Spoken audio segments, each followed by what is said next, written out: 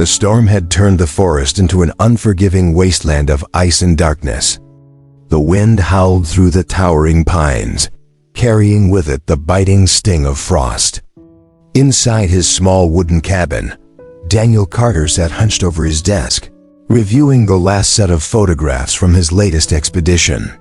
The flickering fire and the stone hearth cast long, shifting shadows on the walls, and the old clock on the shelf read 11:42 p.m.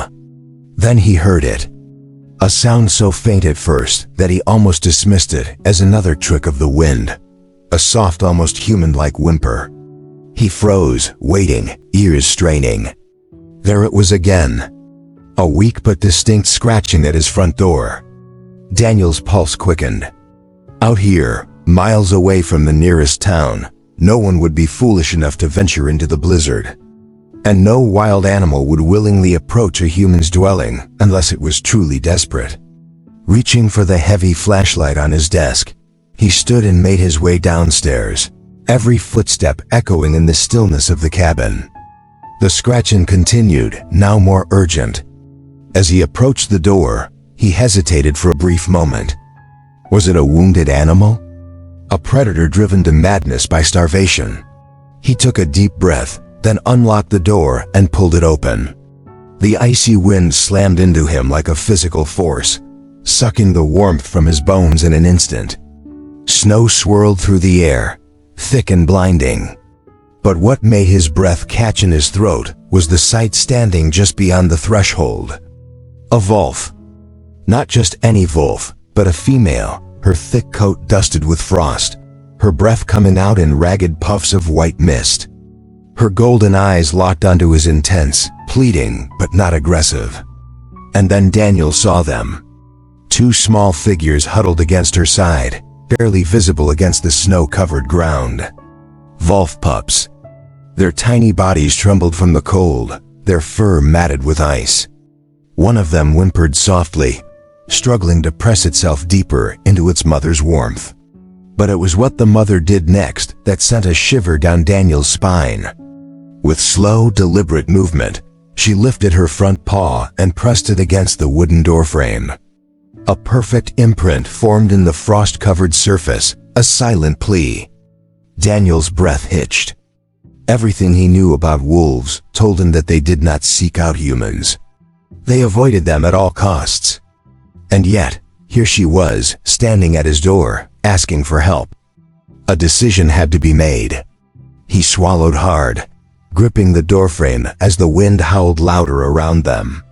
If he let them in, he would be breaking every rule of survival he had ever learned. But if he left them out here... The smallest pup whimpered again, its tiny body shaking violently. Daniel exhaled slowly. "Damn it. All right," he murmured. "Come in." The moment Daniel stepped aside, the mother wolf hesitated. Her sharp eyes flickered between him and the open doorway, weighing the risk. Despite her desperation, her instincts remained intact.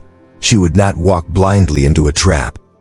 Daniel stayed still, his breath shallow, trying to appear as non-threatening as possible. Finally, the she-wolf took a cautious step forward, nudging one pup ahead of her with her muzzle. The second followed, stumbling slightly as it crossed the threshold. As soon as they were inside, Daniel shut the door, sealing out the storm's fury. The warmth of the cabin immediately contrasted with the brutal cold outside.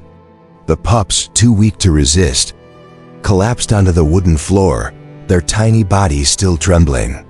The mother remained standing, her body tensed, nostrils flaring as she took in the unfamiliar scents.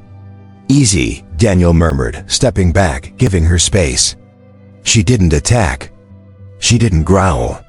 She simply stood over her pups, keeping her distance but not fleeing. Daniel exhaled, realizing just how insane this situation was. A full-grown wild wolf was standing in his living room, and instead of baring its fangs, it was trusting him enough to stay. Carefully, he moved toward the fireplace and threw another log into the flames. The fire crackled, sending flickering light across the room. The wolf flinched but didn't bolt. Her ears pricked forward as Daniel turned, taking slow, deliberate steps toward the storage closet. He grabbed an old blanket and gently laid it near the hearth. The mother wolf didn't move at first. But then, one of the pups, the smaller of the two, whimpered and dragged itself toward the warmth. The mother let out a soft rumbling sound, a reassurance, not a warning, before lowering herself to the floor. She curled around her young, shielding them with her body, but her eyes never left Daniel. For a long while, neither moved. The only sounds in the cabin were the crackling fire and the wind battering against the walls outside. The next challenge was food. Daniel knew wolves were predators, and while they could scavenge, they thrived on fresh meat. He rummaged through his supplies and found some frozen venison left over from a past hunting trip. As he placed the meat on a plate and set it near the fireplace, the mother wolf's ears twitched. She waited for him to step back. When he did, she stretched her neck forward and sniffed cautiously. Then, in one swift motion, she grabbed the meat and began to eat, tearing off pieces to nudge toward her pups. Daniel watched in fascination. She could have devoured it all herself. She was the one most in need of energy. But instead, she made sure her young ate first. She was more than a predator. She was a mother. The realization struck him harder than expected. Over the next few days, Daniel observed his unexpected guests with quiet admiration. The mother wolf, whom he began calling Freya, remained cautious but gradually relaxed. She no longer flinched when he moved. She even started allowing the pups to wander closer to him. The stronger pup, whom he named Fang, was the first to show curiosity. It sniffed at Daniel's boots, then let out a small, playful growl before scurrying back to its mother. The smaller pup, whom he called Ember, was more timid.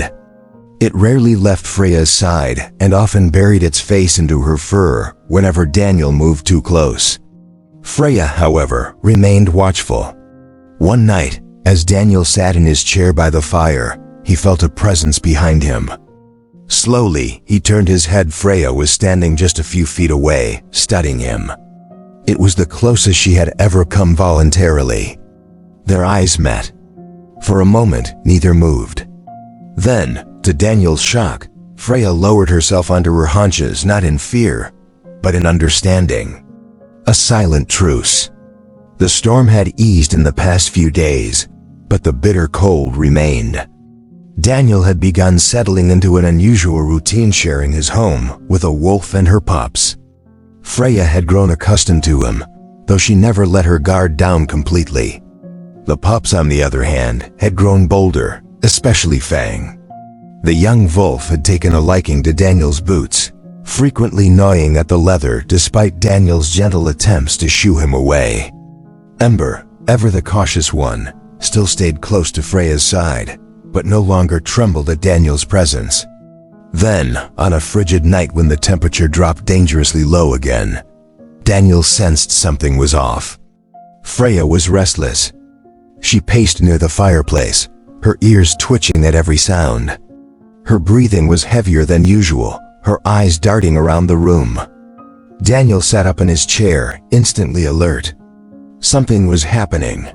Freya suddenly let out a sharp exhale and lowered herself onto the blanket he had set near the fire. Her muscles trembled. A pained whimper escaped her throat. Daniel's eyes widened. She was going into labor. His mind raced. Wolves didn't typically give birth in the dead of winter. Something must have happened to her pack, forcing her into this desperate situation. For hours she labored. Daniel kept his distance, only watching from across the room, heart pounding. He could do nothing but let nature take its course. Then, just before dawn, the first pup was born. Freya, exhausted but instinct-driven, immediately licked it clean, nudging it close to her belly for warmth. Moments later, another came. Then another. 3 newborn pups, barely the size of Daniel's palm, wriggled against their mother. The sight left him speechless.